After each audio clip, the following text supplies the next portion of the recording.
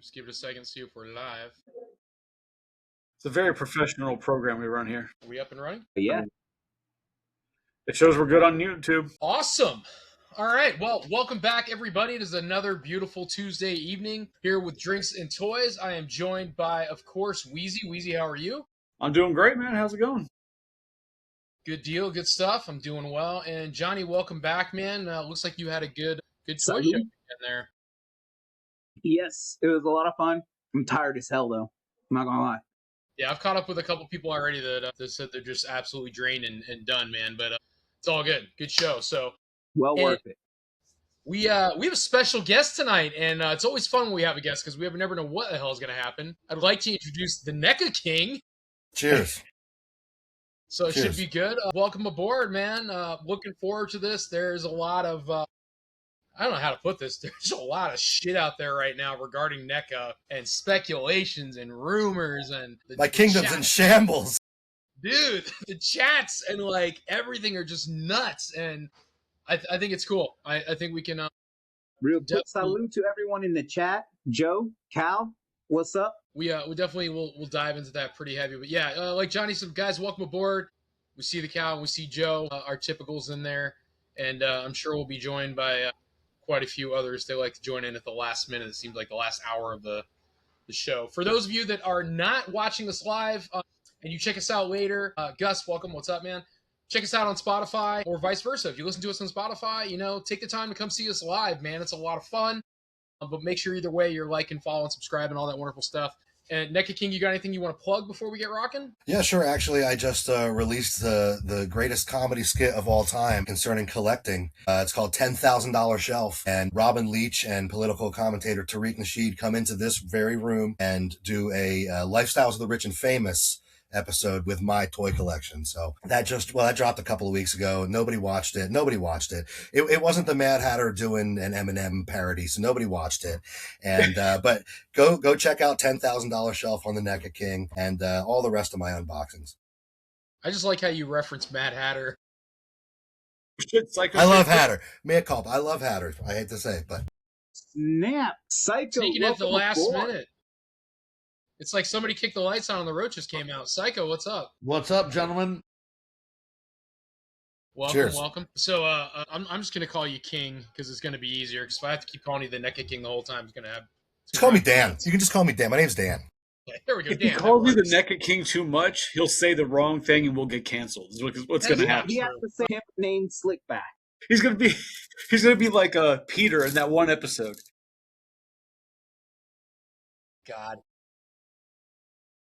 We all know 3 that minutes and episode. 31 seconds. We are 3 minutes and 31 seconds in and we're already there. That's fantastic. Like I said, the NECA King is just to piss people off. I'm not even a real Yes. collector. I'm just the guy who That's started okay. buying Ninja Turtles 2 years ago. And I Yeah, said, just wait until you talk to Psycho. You guys get along great. yeah, So- I just put my stamp on it right in the gate. Psycho, you good tonight, man? You good?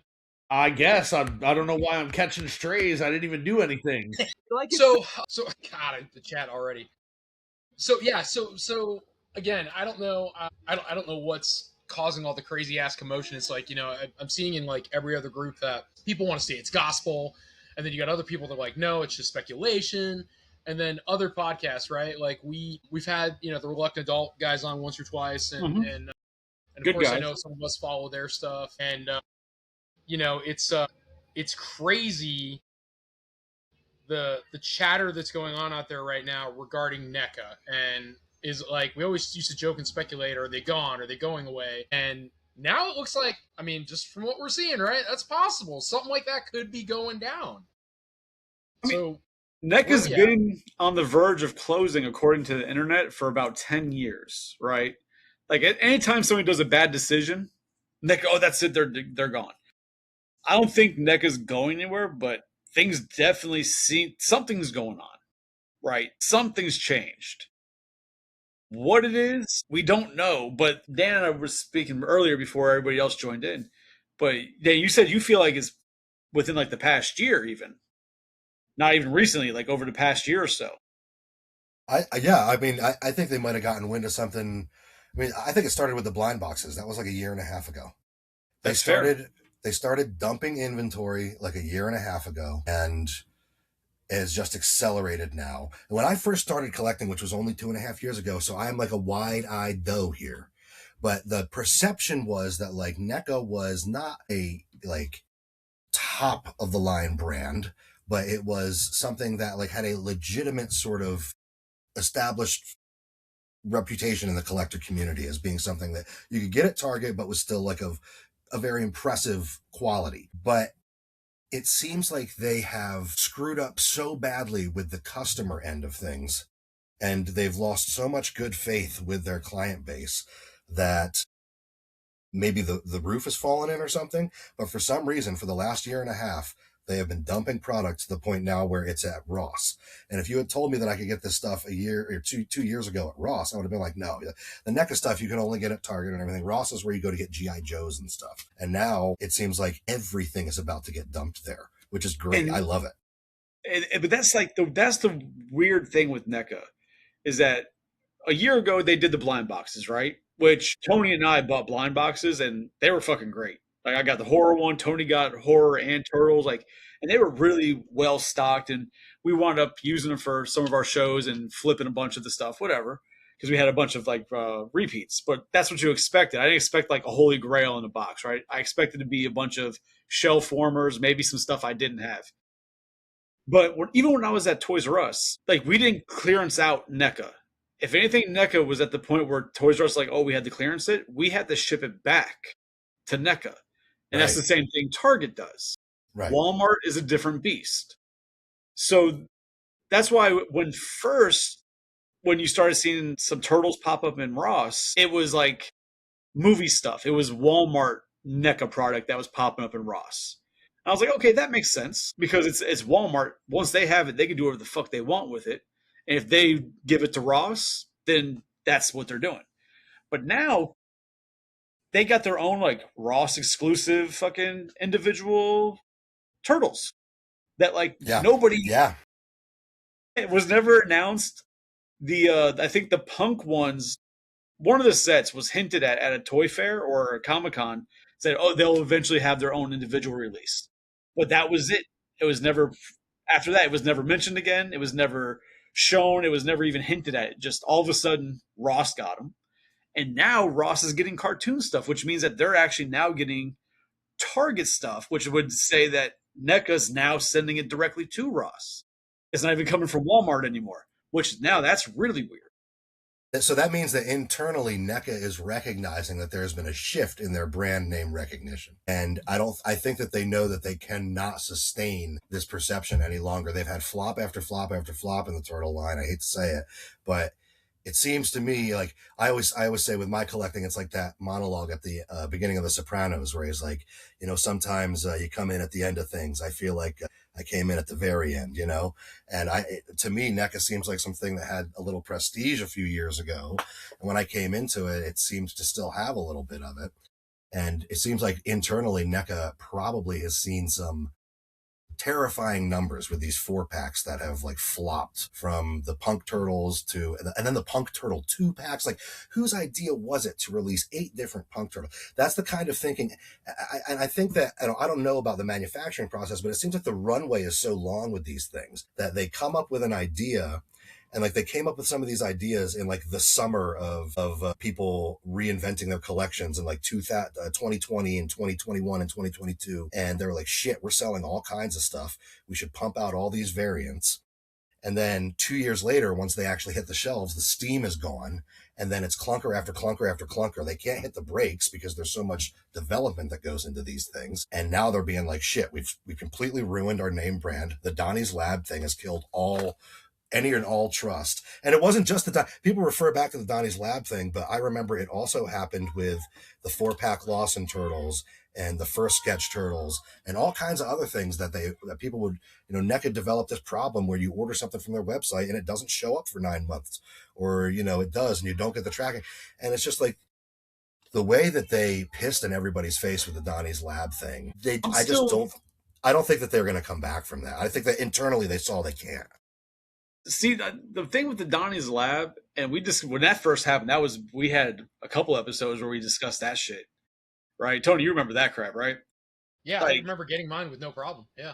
so the one thing that I remember about the Donnie's Lab is that obviously they sent extras to people, right? And then, but I started realizing that a lot of the people were sharing like the same picture, but from different accounts, which made me start wondering how many people really received double. Or Yeah. is it just the internet running wild with it, which internet's known to do? So I was like, I wish there was a way to find out what the actual numbers were to see how big of a problem it really was versus what the internet made it seem to be. Because I what makes me think it wasn't a lot was the fact that they didn't produce more for the people who lost it. Because if there was like, oh, we need to 5,000 people lost out, they could have contacted the factory to make more. They can't contact the factory and be like, hey, we need you to produce 10 extra ones. We kind of fucked up. Like, that's where I'm like, maybe it wasn't as much as the internet wants us to think it was. If I could play devil's advocate for a minute, I mean, there's a lot of criticism here that's valid, right? Like I have criticism of Absolutely. NECA as well. Some of the nonsense just recently that I talked to Chris about.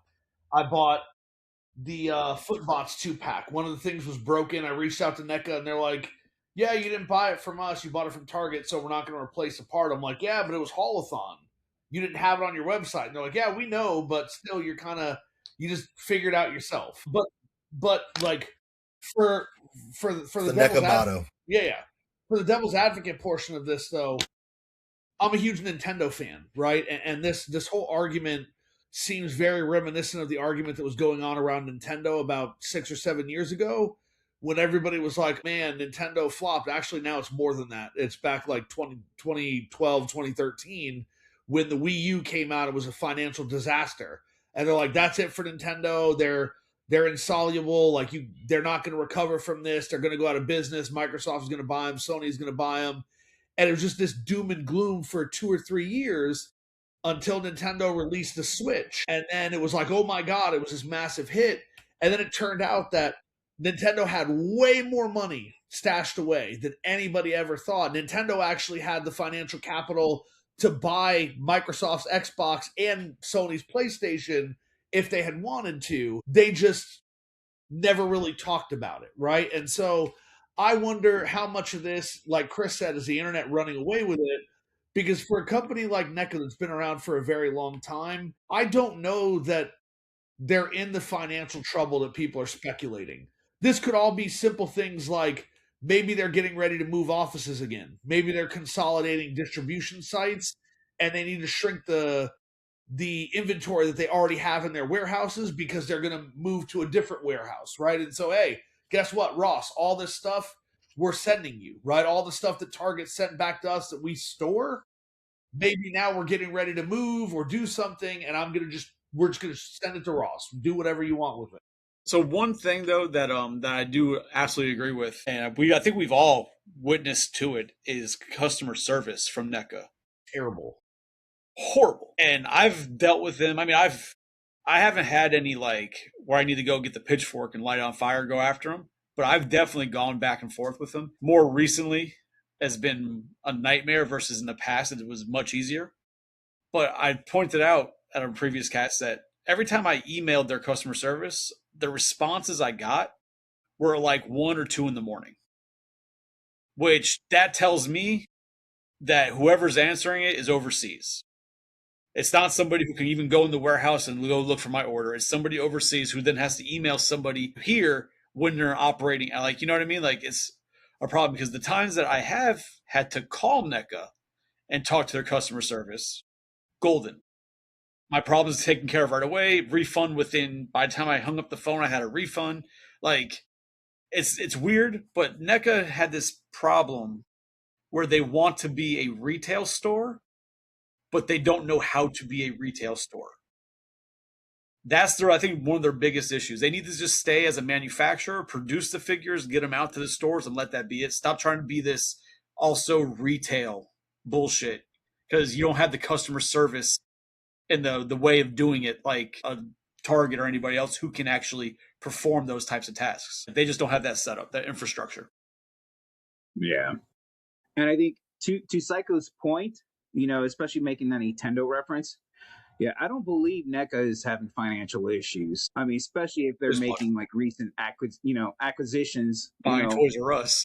Yeah, I don't think they have money issues. I'm not necessarily saying that they have money issues. I'm talking about because a company like NECA doesn't look at the bank and be like, oh man, we only have $500 left. They look at things quarterly. They look at sales compared to last year and the year before that. And it is undoubtable that toy sales have slumped in the last couple of years. The economy has tanked. People are worried about the cost of groceries. Only us like serotonin addicted autistic nerds are running out buying Wrestler Ninja Turtle 4-packs. And I don't think that they are in trouble of going bankrupt. I think that what it is they see like, look, we've got to scale back. We've got to go into a huge period of contraction. And I think that the smart way to do that would be to liquidate a bunch of product and then go real soft on the releases going forward. Release just enough to justify like the head count that we have within the company so we don't have to lay anybody off. Sure. And they're probably trying to avoid that because, look, just like even Holothon this year was very light. This summer thing that they're having at Target, not much there. And just the releases that they've been coming out with have been pretty soft. So it just seems like they're kind of playing it safe and pulling back because nobody really has the money anymore to be spending thousands of dollars a month on this, not in terms of the general public buying stuff. So I think that internally they're probably just like, we got to trim the fat a little. I don't think that they're like any financial difficulty. They're owned by a billionaire. Yeah. And we've talked about this before on the podcast, Tony and Chris specifically. And I think that what we're going to see moving forward, to give a little bit of prediction is I think we're going to see a model like Hasbro kind of piloted a year or so back where it's not a HasLab, but they do pre-orders for figures, right? Like, hey, we're going to produce the pre-order. And I think that what we're going to see as collectors, like crowdfunding, is that we are only going to see companies like Hasbro, NECA say, hey, we're going to produce these figures in this wave. You can pre-order the wave or you can pre-order an individual figure. We're gonna create to what's pre-ordered. And I think that we're already starting to see those kind of gears and mechanisms in motion at NECA. Because if you look over the last 6 months, what they've been doing that they hadn't really done before, which is like what's going on right now on their website. You can buy Splinter, Casey Jones, and Metalhead, right? And if you buy them all together and you bought an extra turtle on top of it, you would get the free shipping. And then they're telling you it's going to ship to you when stores get it as well, right? So it's like the criticism you brought up earlier where you buy things from NECA, which I would buy things directly from NECA as well, so I didn't have to go out and hunt. But then Chris and Tony would have them way before I did because NECA would take their sweet time sending it to the people who bought directly from them.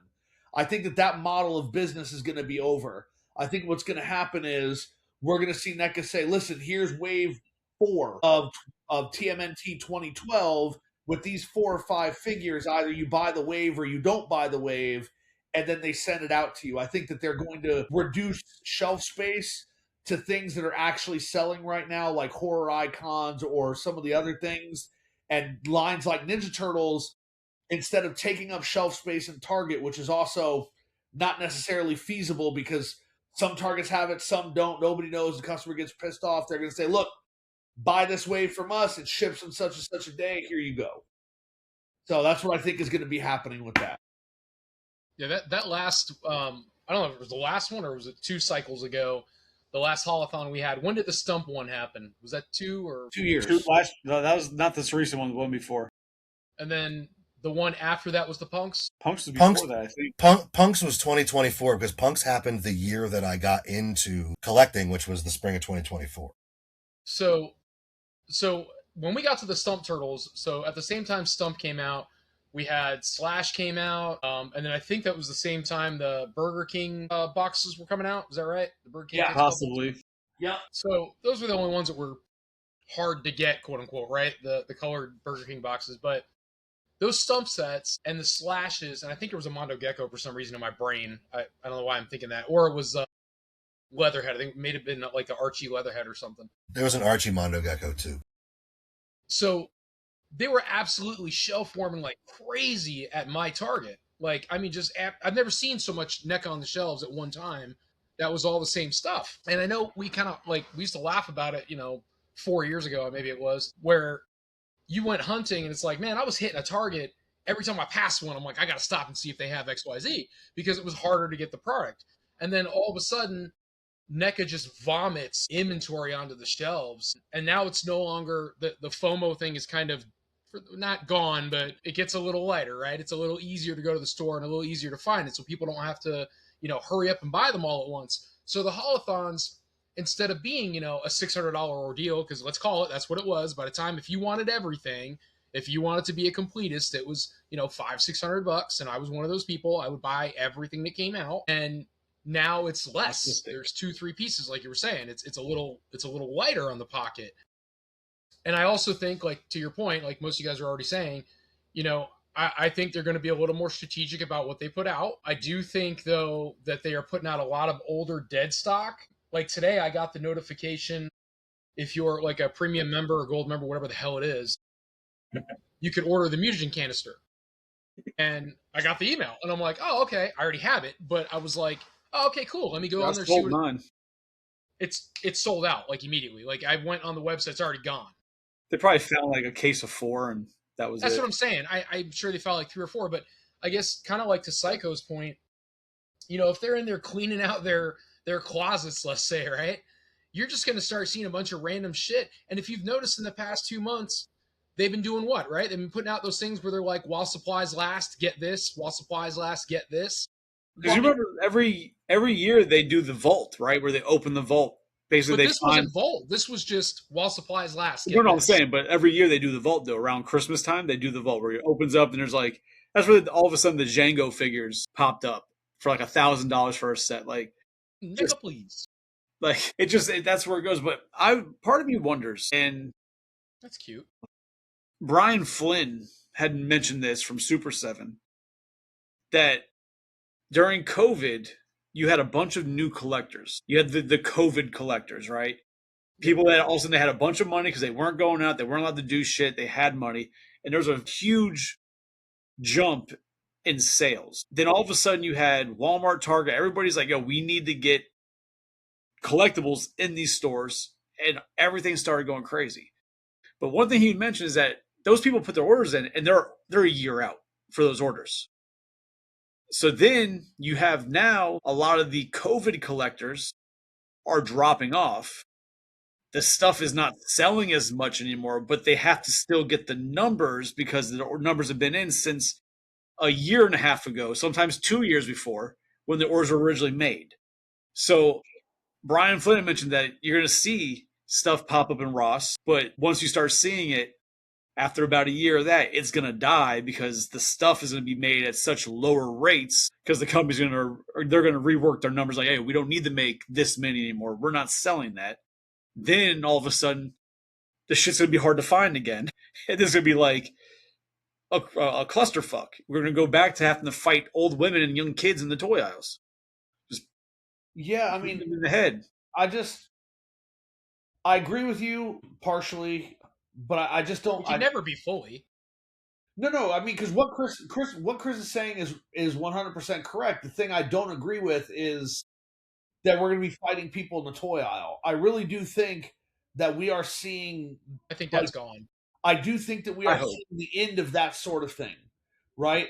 Because it takes up space. And I mean, if you're a store, if you're a retail store, and you can have $10 figures on your shelf, and gas is super high, right? Groceries are super high. You know that parents don't have the kind of money to lay down $40, $50 on a figure.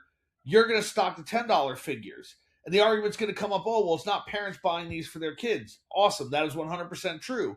But that disposable income that people had has now shrunk significantly, and it's only going to continue to shrink. And so, again, if you're a retail store, you're on the losing end of that because you're giving space to something that's not selling. And so you're losing the opportunity to sell other things in there, right? And it's like, yes, for like Walmart, absolutely. And Target? No, Target is different. because they're a vendor. NECA pays to be in Target. Target doesn't own any of the product. NECA ships it in, their rep puts it out, and then when the sale goes through, Target gets a cut of that sale. So like NECA being there, it's no, I mean it's space, but they don't have any buck in the game as for having it there. You know what I mean? Like they get it, like it's taking space, but it's already a collectible space. There's already fucking pops there, and those fucking things don't do anything, right? You already have that section. Unless Now they get rid NECA's of the paying section. you to be there. Like it's a little bit different. But Walmart, I agree with you 100%. What I'm saying, unless they get rid of that space completely. So People have been saying that for years too.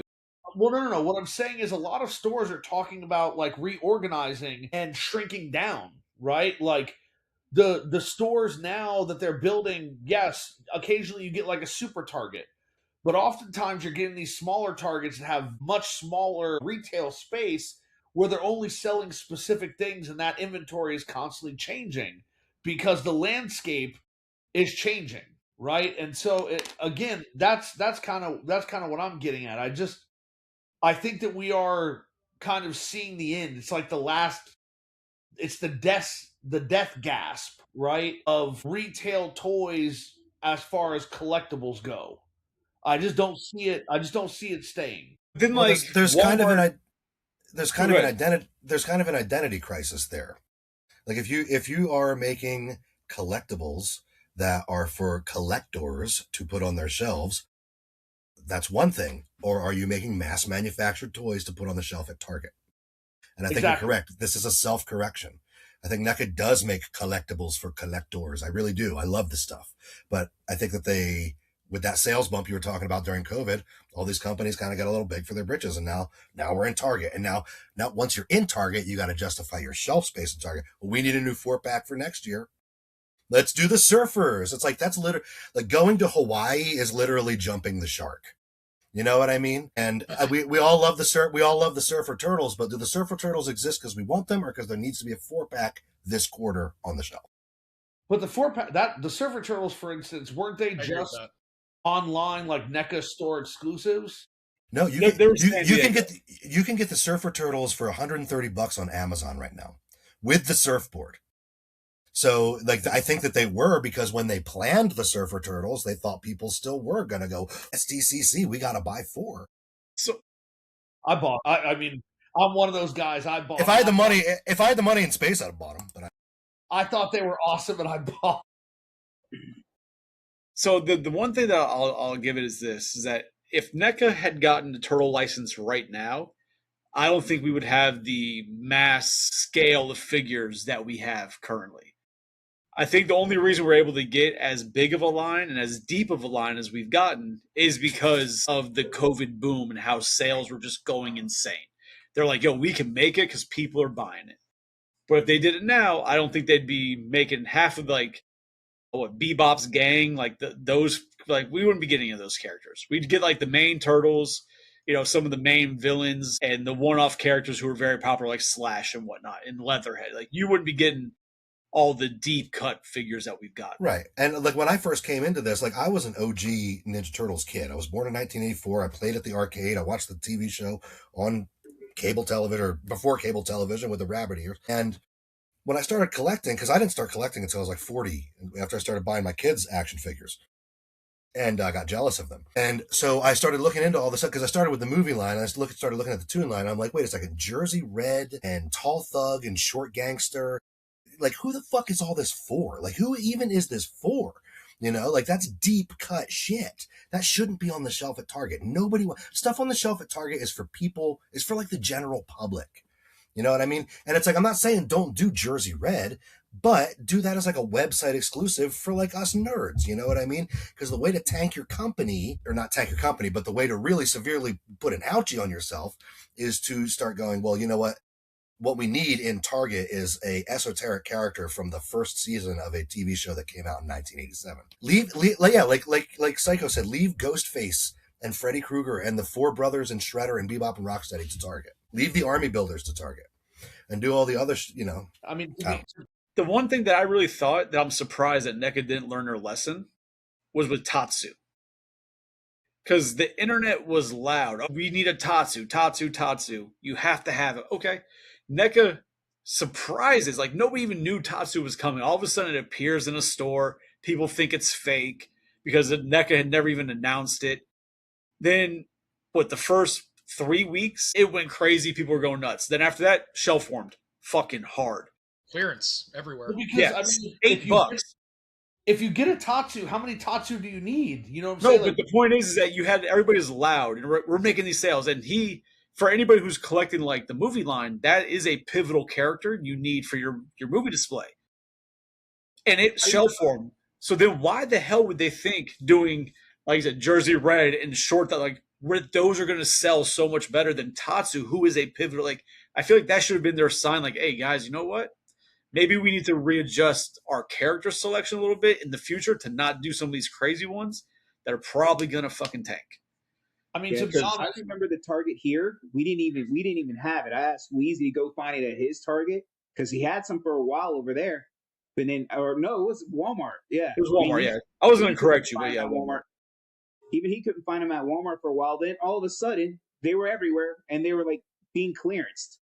So And there's pictures of people that have like 50 of them on one shelf, like of just Tatsu, like an end cap. Like, to be They had honest, that Shredder. We had when they did the what was the Dracula Shredder? It was the same thing. We had 2 versions of it. why do we And need the 3 one- of those? And what is It's it? the One or same two of them thing. was out in the shelf all over the place. It's like we don't need 3 of them. What we need is to please our corporate contracts. We need to make Walmart happy. We need to make Target happy. 3 colorways. And now we got nerds chasing 3 different figures.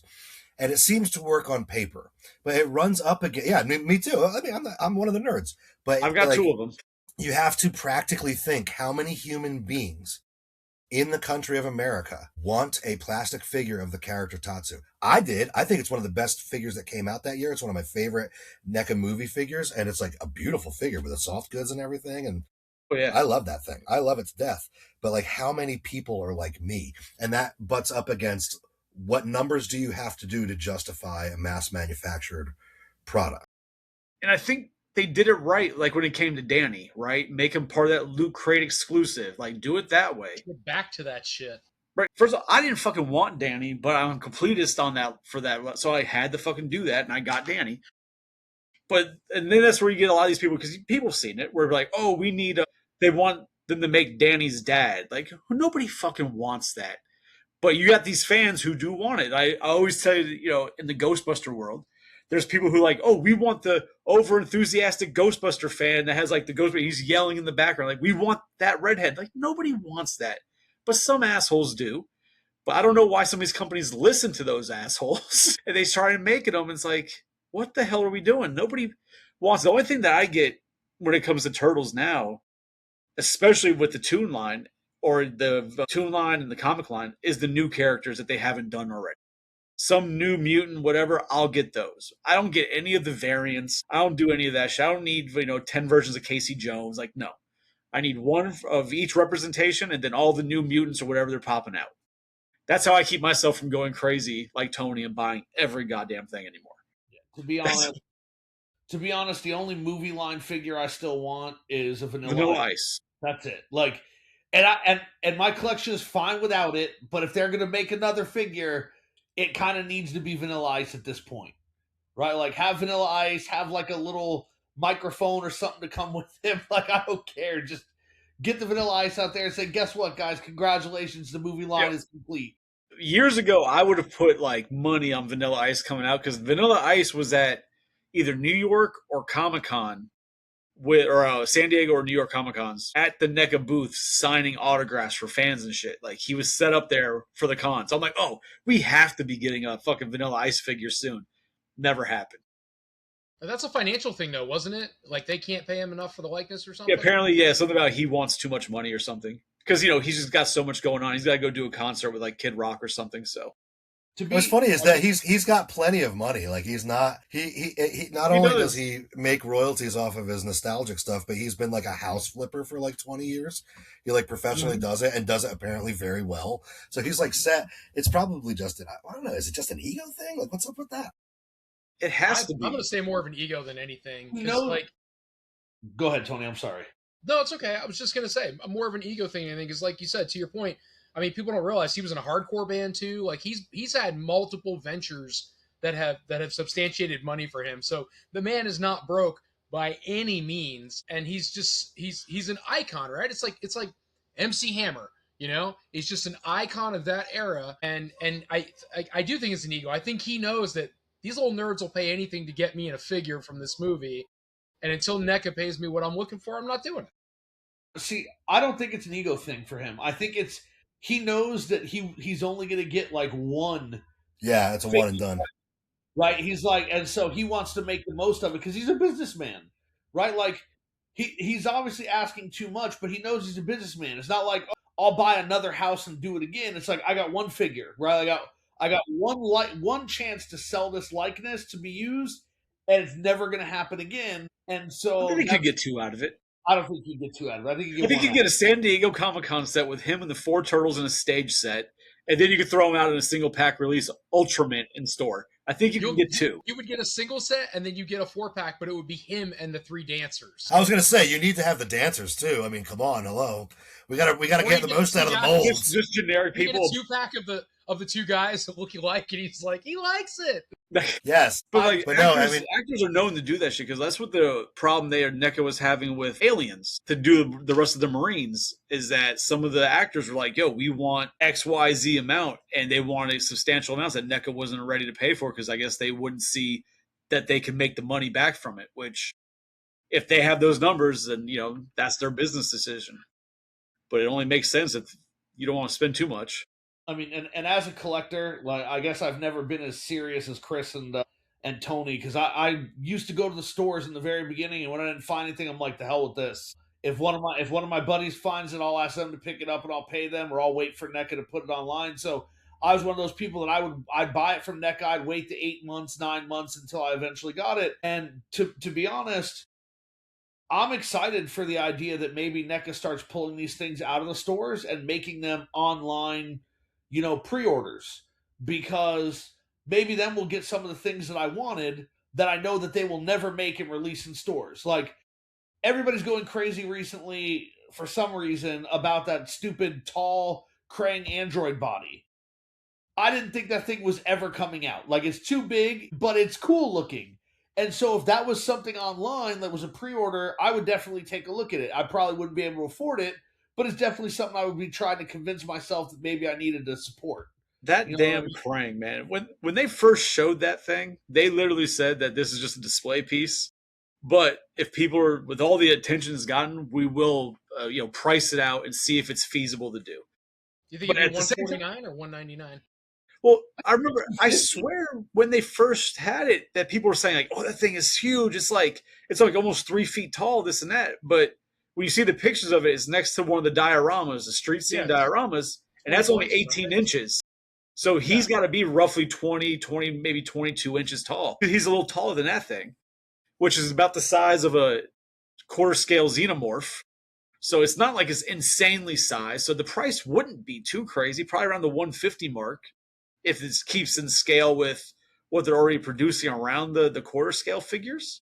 But they just gave that whole thing and then it just disappeared. Like they stopped bringing it to shows. They never brought it up again. Apparently recently at New York Toy Fair, somebody had asked about it and they said it looks like it's going to be priced out too much, like the 300 mark. And it's like, that would probably be a big problem. Try to get that thing for $3.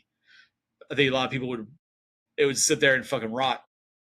Yeah, because they would try to put all the accessories with it. They would try to do all this stuff, and it would. That's why I thought it'd be closer to 250 than the 150. But I mean, maybe we could get a freaking glider for the blimp, or one of the other things I really wanted them to make. It used to be one of my favorite vehicles on the original toy line, the Cheapskate. Like the Cheapskate would be an awesome thing to have with these NECA figures. But was it ever in the cartoon? It was. Yeah. Okay. Yeah. Then they should do it. Not the second version that Playmates put out with the turtle head in the front of it, but the original version. With the foot. Yeah. Well, because the other one had the foot too, but it had that little like yellow square in the front. But then Playmates released a second version that had the turtle head in the front instead of the yellow square. But the yellow square version was in the cartoon show a couple times. Yeah, it looked like the toy in the show. Yeah. For sure. I mean, it would be awesome for them to do that, and I'm surprised they never did that. That I would can double probably that. be like an $80 figure or an $80 vehicle, right? Like you could do it. It shouldn't be that difficult. It's just I don't know. Well, I have the somewhere. I have that third party company, the same people who made the what do you call it, the van. They made the third party Mousers, and then they made. Do you guys remember that? And then I do from not remember Show Z, that. No.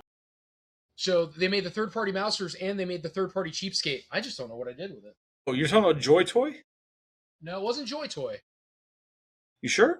Yeah, it was another company, third party company, and I ordered them through Show Z, and I don't know where the hell it is. It's going to be in a box somewhere. I've just got shit everywhere. But Sounds like you, Tony. it's wherever the third party company made that van. Probably never opened it. You know, I opened the van because the van got sent just in a brown box. So I was like, that's stupid. So the van was the one. I don't know if you guys saw. Like it was that in between size. People call it like the perfect van. It like they liked it better than the Okay, yeah, I do remember that. It had the lights and stuff too, right? yes. So they made a cheapskate and a set of Mousers, and the Mousers had like little metal legs and everything. And then the cheapskate, I don't know what the hell I did with it, but I have that too somewhere. You have a lot, Tony. Yeah, You're gonna die in there one day. It's just gonna probably. topple on just you.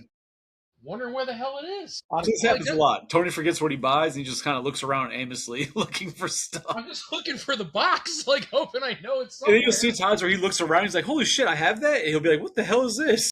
It's one of the Mousers. Hold on. But yeah, I mean, I'm curious to see what's going on because I mean, a lot of people obviously are speculating that Mattel is going to be the problem and it's going to cause NECA to lose the license. Which the only thing that I see against that is that no other company has said anything. Like, there's more than one company making turtle figures. There's more than NECA. You know, you have the McFarlanes, you have Mondos, you have Joy Toys that are officially licensed. Like, you have a bunch of officially licensed turtle toys coming out, and nobody's saying anything about those companies losing the license. Everybody online's like, "Oh, NECA's losing it. NECA's losing it," but nobody else is doing it because you'd think that if Mattel's gonna be like, "Hey, nobody can make toys," they're gonna be nobody can make toys, so everybody's gonna lose the license, except for maybe Mondo because of how big their scale is and price point. But like, Well, if it's just different enough, right? I would assume like third-party Transformers. If they can do something just different enough, they're not really violating the license. They might get a hey, that's a likeness, but they're not going to get a. They couldn't, I guess, get a full-on cease and desist because it's just different enough. No, but remember, with like Mondo and all them, it's licensed product, right? Like it's actually like they have contracts. So I don't think Joy Toy does, though, do they? I mean, if they have, I thought they had the actual turtle logo and everything on there with the Knicks logo. Maybe not. Maybe I could be wrong about Joy Toy. I could have sworn they were officially licensed though. No, they do, but I don't see a trademark on it. Doing a quick online search, whether or not this is real or not, I don't know, but it says something about the reason that NECA hasn't produced many vehicles for the Turtles line is because fucking big. Huh?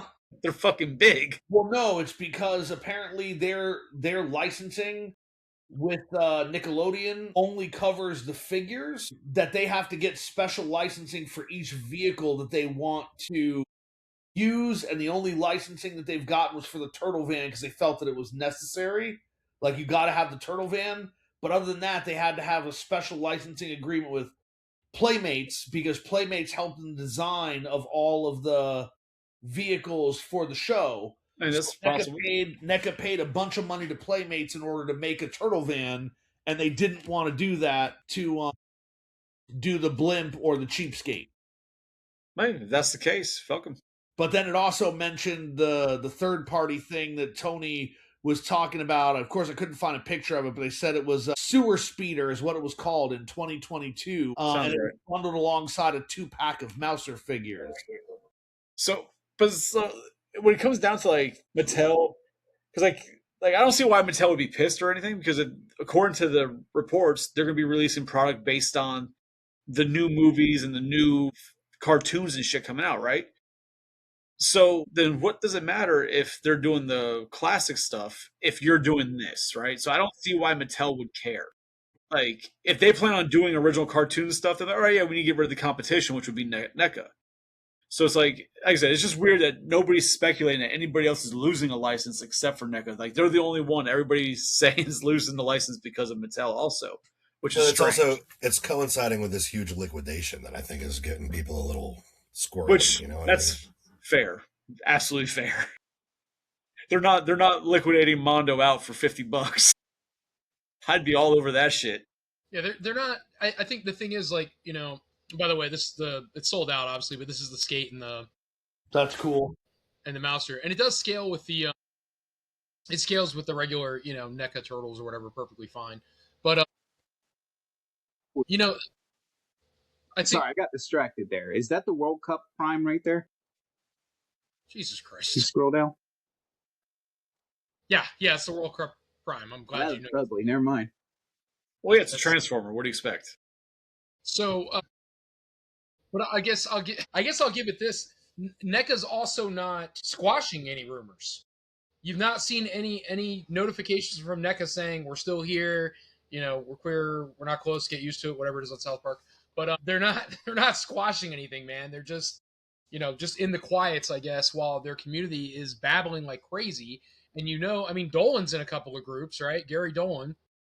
And you would have thought at some point Gary would have said, "Hey guys, listen, I can't talk too much about it, but we're still here. Relax, something." But he's not, and he's been quiet. And I'm part of the groups he's in, and I haven't seen the man talking about it. Now, unless I'm missing something. They you think Dolan didn't get the phone call from Mossad at 3 a.m. Tell him about the Ninja Turtles. We'll break your fucking kneecaps. You think that he didn't get that phone call? I mean, that's not the phone call that Mossad would make. That would be the phone call they'd make from Jersey, right? Like, it ain't NECA's headquartered in New Jersey. Yeah, that's what I'm saying. Like, they're not kneecapping you from Mossad. That's for sure. We say it all the turtles. But no, yeah, like it does seem like word would hit the street eventually, but there's all kinds of squirrely stuff. NECA's very cagey. They don't talk. If there's any truth, they used to, and they got fucking their life threatened all the time. I mean, if there's any truth to what I just read, that kind of would make sense about the lawsuit that Playmates is filing and everything else, right? Like if Playmates owns a significant portion of the figure and vehicle designs, right? Then how could another company then come in and buy the license for those things that Playmates helped design, right? Like, so then if Mattel came in and decided, hey, we're going to do the 87 line, does that mean there's figures that they wouldn't be able to make and then vehicles they wouldn't be able to make? So, yeah, because we were discussing this before everybody hopped on too, is that if this lawsuit, if you have the characters that that Playmates created that eventually became the toy line, may have been in a comic book or the show at some point, would those be the hiccups? Is that what they're suing for? What they're going to try and go to, getting a lawyer for those rights to those characters? Because I don't think Playmates has any ground to be like, we're suing for Ninja Turtles because Ninja Turtles isn't owned by them. They just had the license to make them, but they did design a lot of characters and things that did get used. So I'm wondering if that's where this problem is. You can also make a legal argument that if it wasn't for Playmates, Ninja Turtles wouldn't have the sort of capital that it has today. Oh yeah, nobody can sit there and say that Playmates had no hand in the success, right? Like not to mention Playmates is part of the building blocks for Turtles. Like they're there. But they had me buying the same toys for the last 40 years. They've had me buying the same toys for the last 40 years. I mean, and again, not to mention that they didn't fund the majority of the cartoon, right? Like when Playmates got the line, when they got the license, they're like, "Hey, we want to sell toys, but we're gonna have to make a cartoon." And so, again, it's a very interesting dynamic there because as collectors, we don't know all the in and outs of what's going on, and so if there's truth to this idea that they own the likeness to the turtle van, the likeness to the cheapskate, the turtle blimp, and all these things, how then would they be able to be separated from that and that to continue? So it's kind of like, did they say, guess what? Well, now you can't make any of these things with the exception of these few things from the original toy line, right? And the original cartoon, and now we're only going to get whatever moving forward. Like, Is this the end of the classic Turtles? But that could be why Mattel's they said that they're making stuff off of the new media, right? Because they're not going for the old media.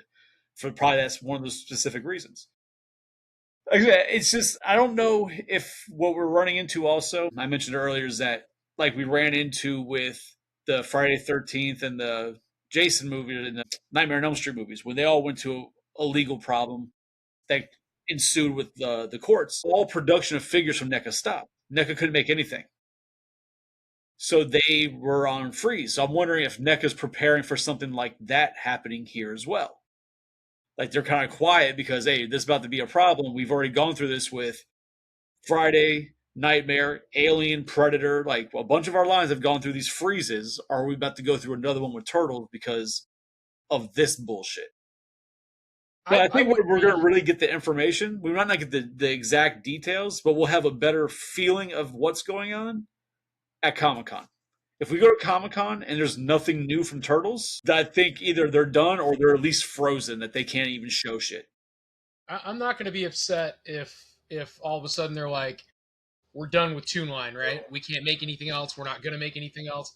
I'm not going to cry about it. No. It'd be cool to have a couple of the figures, a couple of the vehicles, but I don't need any more figures from the Toon Line because, like Dan was saying earlier, everything that's coming out is, who was that character? What episode were they in? I mean, I don't even know who that is. And at this point, I'm buying just to buy as a completist. That's the only reason I'm buying these characters. Care if the Toon Line gets canceled, but there are two more figures that I genuinely want, and Chris and I have talked about one, and he thinks it's stupid. But there are two Toon figures I genuinely want. I want the two main villains from the Red Sky seasons. I want Tempestra, and I want Lord Dreg, and that's it. I don't care about all their underlings. I don't care about the whatever. I forget what Lord Dreg called his soldiers that were like replacements for the foot soldiers. I don't care about those. But if you've made the definitive Turtle line to leave out the main villains from like seasons 8, 9, and 10, to just leave out those two main villains, that's a problem for me, right? It's like make Tempestra, make Lord Dreg, stick it in a 2-pack, be fucking done. But we don't have those turtles. And they do look different. But we don't. I mean, they look a little angrier. Their eyes are a little like their eyes and their facial features are a little pointier. But I mean, they're essentially the same thing. They're just a little bit darker. Careful now. Head sculpts. Careful. Throw in some head sculpts. That could be said for 90% of the fucking line they've but made. Again, like the difference isn't as crazy. She's got a new hat. It's Malibu Stacy. No. Like the difference isn't as crazy as the all green turtles and the darker turtles, right? Like when you look at the Red Sky turtles, most of the difference is in the angles on their face. Like they're usually were not laughing and smiling, right? So you had the scowl or the straight face instead of the smile. Even Michelangelo. And the bandanas looked a little more, they looked a little sharper, right? To just, because there was lots of points. Right. It wasn't just a little set of rabbit ears hanging off the back. Yeah. And so I don't know that you need those depictions. They'd make them, though. You don't need those depictions, but you do need those two villains. You need them. I don't think you'll get those villains, Psycho, if they're not going to make the turtles themselves, unfortunately. I just don't think that's going to happen. I think it'll stop. I think they're getting as obscure and obnoxious, quite frankly, as they can get with the original line, the original seasons, I guess everybody knows about before that. Everybody knows about. I watched that series through and through, and I can't remember half the characters they're releasing right now. This might be a hot take, but NECA can stop all their turtle line except for the 2012. Like, get rid of all turtles. Like, end them. Like there's not much more you can do in movies, right? Movies are done. I know it's not popular opinion, but we're missing a lot from the third movie. We don't fucking need that. That movie sucks. Like, what else? Whoa.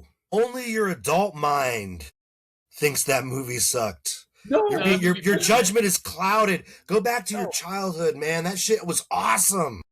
No, when I was a child, I said that movie sucked. There's no Shredder. You said you were born in 84. I'm born in 84. I'm telling you, when that movie came out... Well, yeah, it's true. By the time it came out, Turtle Mania was kind of over. I admit that I give that movie grace in retrospect, because No, I almost love the turtles.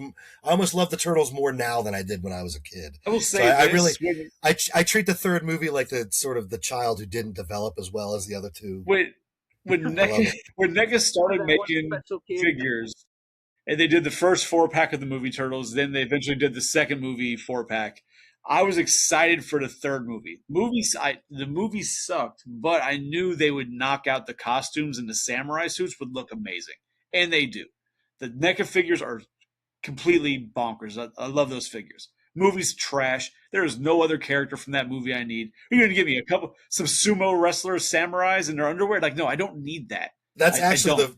the first NECA King review is one of the movie 3 2-packs, and I'm doing it on my dirty workspace at my butcher shop.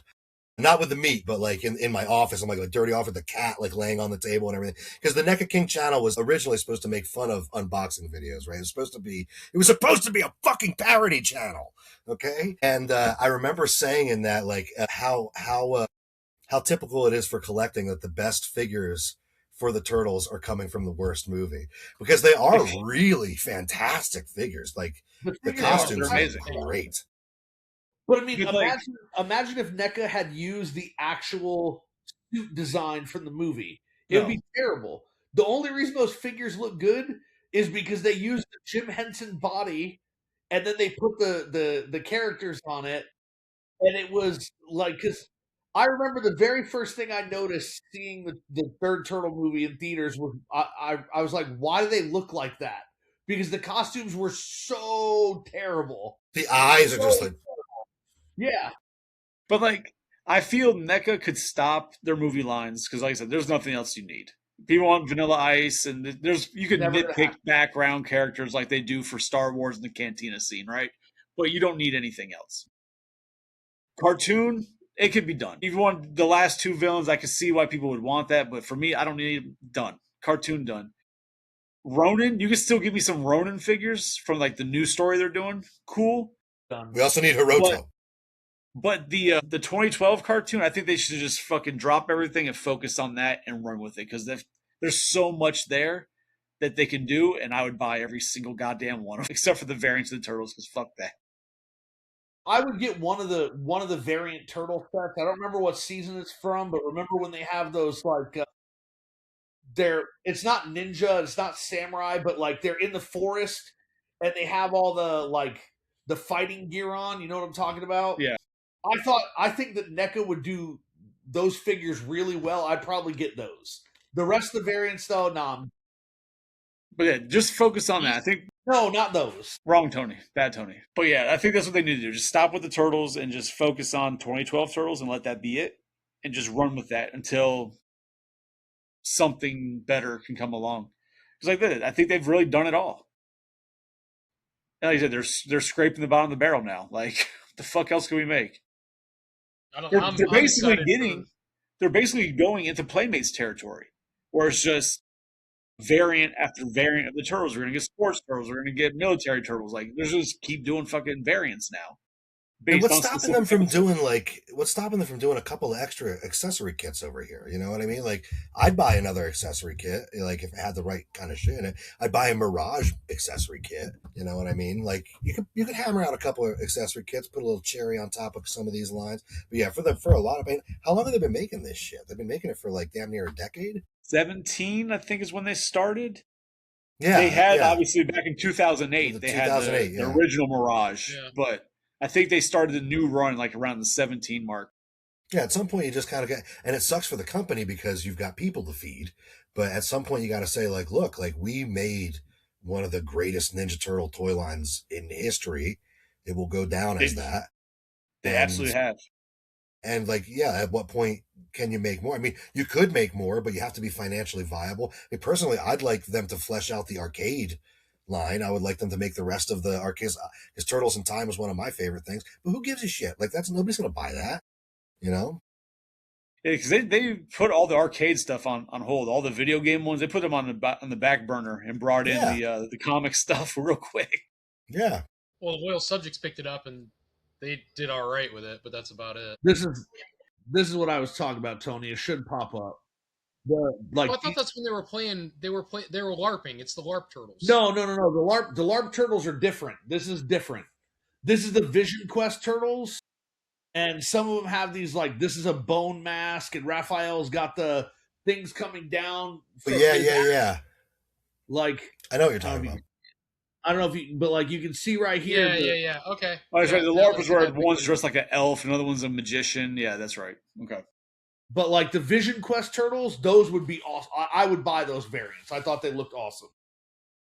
I'll say this: that whole series was great. Yeah, the 2012, like again, getting into this stuff as an adult, I hadn't touched any of the Ninja Turtles properties since the third movie or the '87 cartoon. Like when I hit puberty, I was off to the races. I wasn't fucking watching that shit anymore. And then when I had kids again, I was like, who watches that? I was like, holy shit! They made like 5 different Ninja Turtle cartoons, and they're like all awesome. You know what I mean? Not all of them. Well, no, not all of them. Not all of them. But one of the things, I liked 2012, but I didn't like the way that they looked. Like, I didn't like the animation, the weird Toy Story animation. But when the figures came out, I was like, holy crap. Like, they look and feel great. And I had to wrestle with myself because I'm like, I don't have any nostalgia for that particular era of the Turtles. But those figures look so good that I think I'm just going to buy them. And I did. And they're right here. My whole place is a mess right now. I'm like reorganizing the whole place. That's why it looks like shit. But like how the hell did they bring this to life so well? Like, and on one hand, you're like, wow, NECA, you do such good work. And on the other hand, you're like, you're such a shitty company. Well, part of that, why everyone hates you. Part of the reason there is because they were able to get the 3D files from Nickelodeon. So they didn't have to sculpt those. So they're able to get the actual files from them. Brought them over. And produce. Yeah. They look so much better in actual space. And yes. I feel that show looks very flat and disinteresting. And then when I see especially the Shredder, like that's one of my favorite Shredder figures. It's just so imposing and cool looking. And I think have you watched that the actual cartoon, that whole series? I haven't watched the whole season. I've watched parts of it, and I actually did a stop motion animation to one of the fight scenes when I first got these figures on my channel. But I actually really want to sit down and watch the whole thing because it looks good. There's some really good fucking episodes in that show. Story-wise, it looks great. And I'll say this. I love the voice actor for Donatello much better as Donatello than as Raphael. Raphael, yeah. Works so much better. I don't want to speak for anybody but myself, but I will say that as much nostalgia as I have for the 87 show, I personally think that the 2012 Turtles are probably the best representation of the characters that we have gotten. Well, the 87 show is dog shit. When I watched it again hold on, hear me out. When I watched it again after so many years, I was like, what the fuck was I so excited about? Like, that first season is amazing. And then after that, it is just like creature of the week nonsense. And it's fun, but it didn't have like the weight that I remember it having. All the weight came from the movies for me. I've said several times that when I think back, I try to watch back the original cartoon. I must have, as a kid, only watched like that short movie they did for when it first started. Because I can't remember anything else after that. I'm like, I remember ever seeing this shit. I was amazed at how little I remembered. Yeah, and I was a fucking turtle fanatic as a kid. I dressed up as Raphael like 3 times when I was a kid. It was just from 1987 until like 1990, till Batman Forever and Independence Day came out and knocked Ninja Turtle and Power Rangers and knocked Ninja Turtles off of my radar. Yeah, because it's like I watched that part of the cartoon, that movie, and I loved it. And then I had the toys, and I must have everything else. My memory from Turtles must have been strictly toy related, and just my own memory and the things I did as a kid with the toys, and then the video games eventually. Yeah, but the video games I played a lot of. I have watched all of the show. Like, I watched the whole 87 show, all 10 seasons of it with my daughter over the last like 2 years because she really likes Ninja Turtles and she's young. And so a lot of it is very corny. A lot of it is like, okay, it's just standard kids fare, but there are some really good episodes here and there. Obviously, the first 6 are amazing. And then the second season is also very good. The third season, it kind of goes down, and it has it just like a wave. It just goes. Some are good, some are bad. The only one I haven't watched all the way through now that's on my list is the 2003 show, just because that was significantly darker, and I don't want my daughter watching it. But she and I watched all the 87 show, and then we watched all the 2012 show together. So So I watched some of the reason 2003. It's pretty badass. Sorry. I think no, you're good. I was going to say, Chris, I think the reason you remember the toys more than probably you remember the show is the toys came out exponentially faster than the figures hit the show because it was a feeding frenzy of we can't get shit out fast enough. Kids want more figures. They want more characters. Even if they haven't seen them on the show yet, they just want more people for their turtles to interact with. Correct. And so we didn't get, you know, I'm making up numbers here, so don't quote me on anything. You know, out of 200 characters, we got maybe 15 that actually made it to the screen.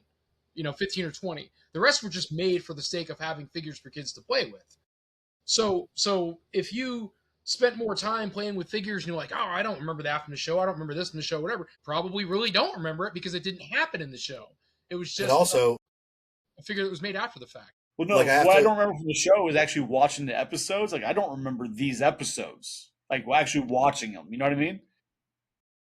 That's what I'm talking about. Like, I think my childhood is mainly based on the video games and toys, and then that first 6 episodes of the cartoon is actually where my turtle love and stayed and has been. And I think we, in the age of streaming, take for granted how few episodes of these shows we probably even saw when we were kids. Because I have to explain to my son, like, no. You couldn't just hit pause. Like, they broadcast a signal that played a show, and it was interpreted by your television screen. And if you were watching it while they were playing it, you watched it. And then if you missed it, it was over. And I think that we live in an age now where we can binge our favorite show. And back in the day, like, how many episodes of Ninja Turtles did we actually see? Probably more than other shows, but like, I feel like I probably watched that damn music concert more than I watched the actual cartoon. Whatever you had on VHS is what you actually watched. And because you only some of the Burger King cartoon tapes, some of those. Like, when you did get the shows on TV, were they even in any kind of order? You didn't know, like, you know how they happened, what order you're supposed to, like, whatever was on TV, you were watching it. And I think a lot of, to Chris's point, kind of created our own headcanon, right? You get the figure on the back of the card, you get the little bio thing telling you a little bit about the figure, so in your head, you're like, okay, well, this is a bad guy, and like this is how he got changed, so the Turtles must have done this. And so you make up your own stories in your head, and that's it. And I think that, like, and also, like, there's when we watch media now, we watch it, we're like crouched over the screen with the bowl eating, and we're like focused on it. Think about how you were watching it in '87 with your siblings running around, smacking each other on the head. You drop something, you spilled something, your dad's yelling, you know what I mean? The dog's barking. You really, we weren't as focused watching. And then also, we were actually outside. Yeah, like you'd go run around outside. But then also, like, I think you're right about just like sometimes we filled in the gaps with like the card from the figure, because there will be characters that I say to my son, like Muckman. Oh, dude, I love Muckman. I love Wingnut and Screwloose.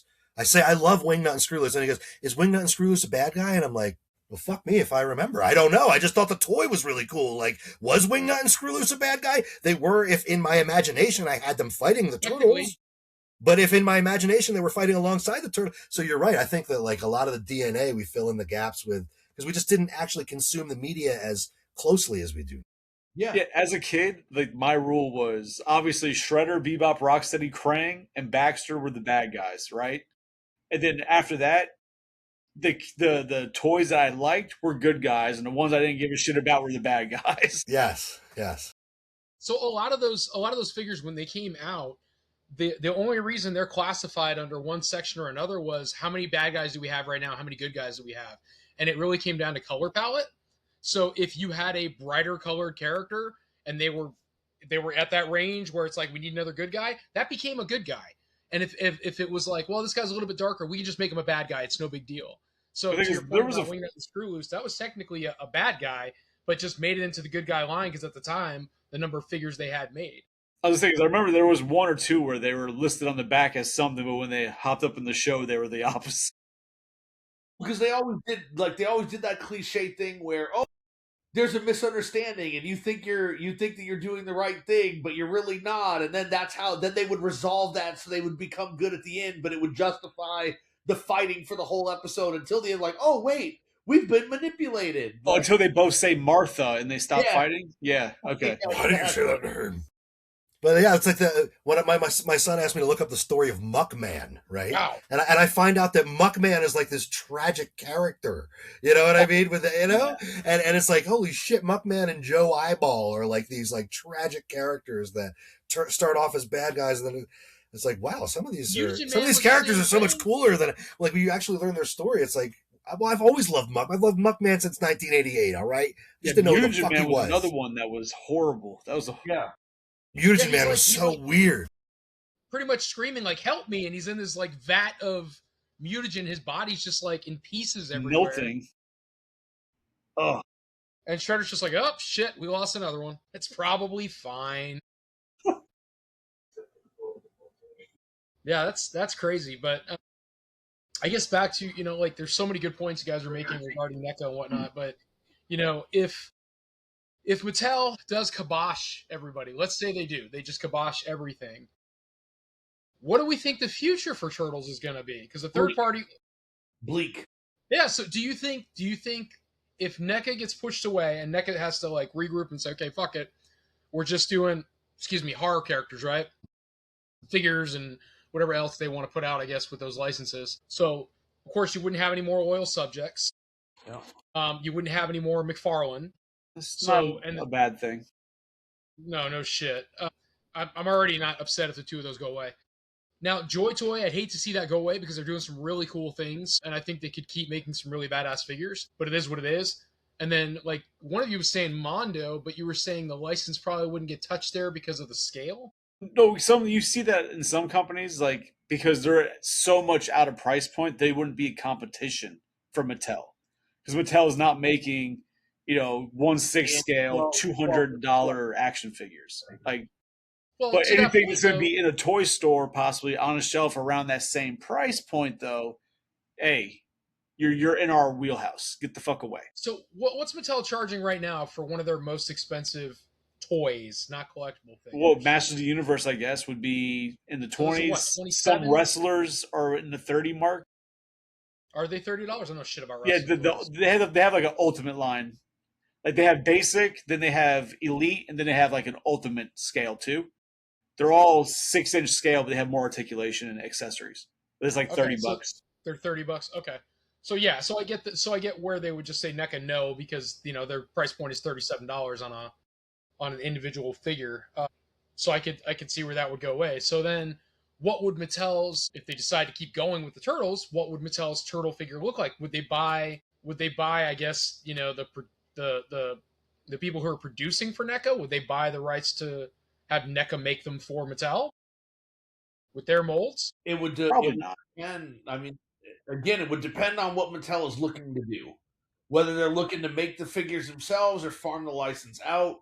And then, like, the bigger question would be, what would they be legally allowed to do, right? Like, because again, to go back to what we discussed earlier, how much of the 87 line would be off limits because of what was created?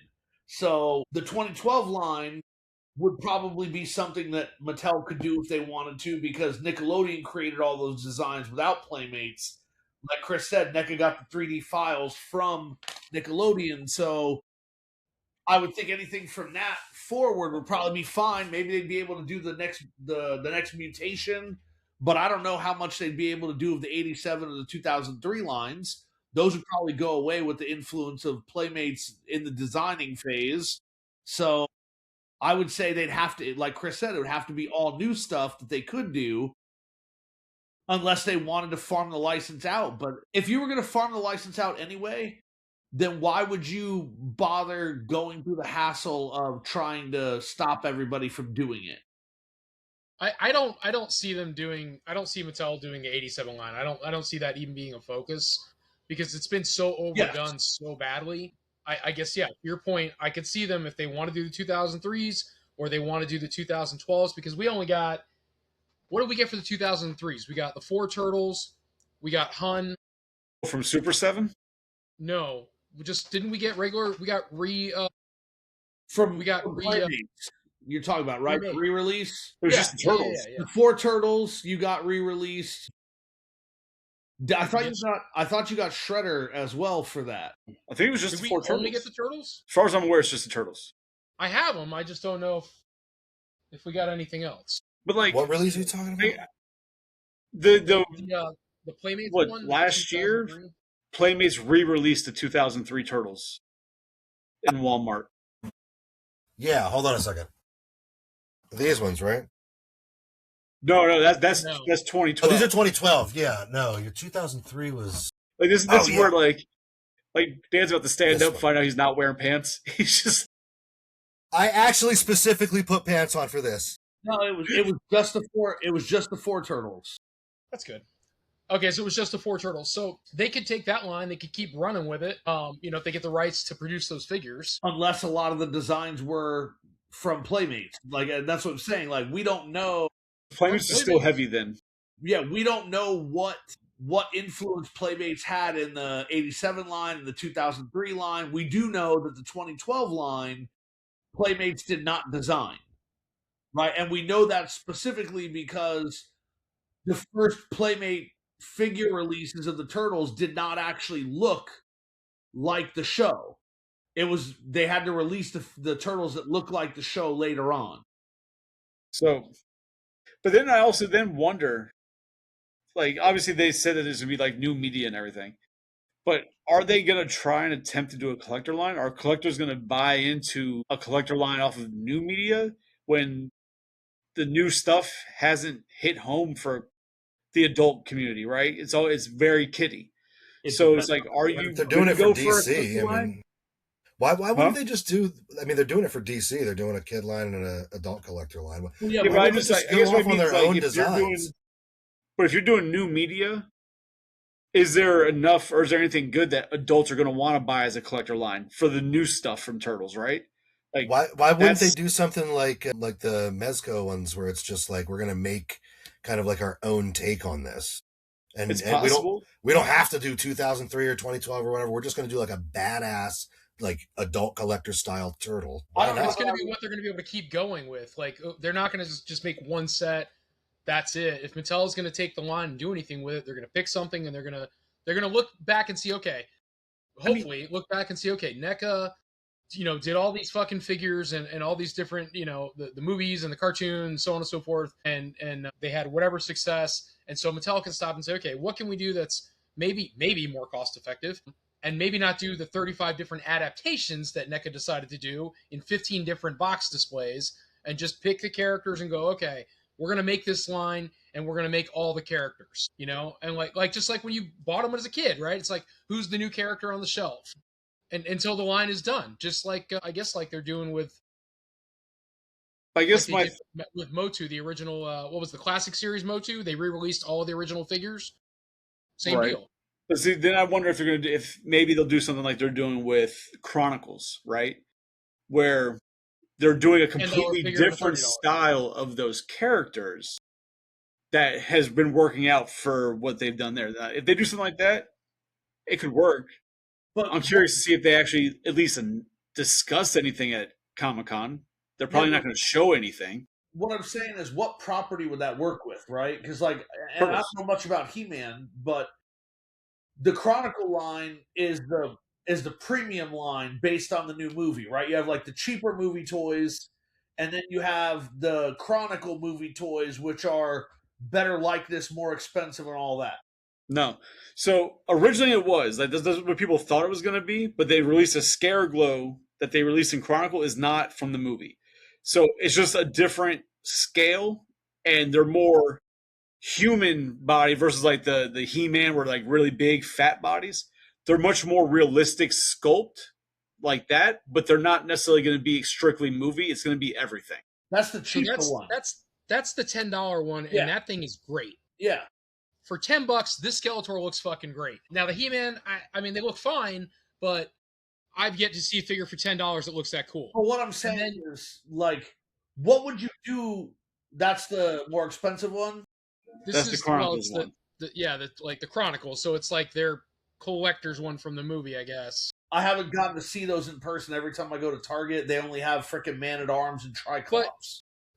I'm sorry, like I get the scale difference, but again, face sculpt. But yeah, Face sculpt.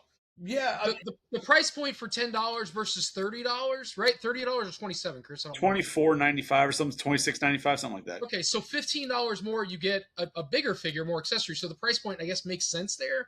But they could get away with this if they put this much effort into the turtle line.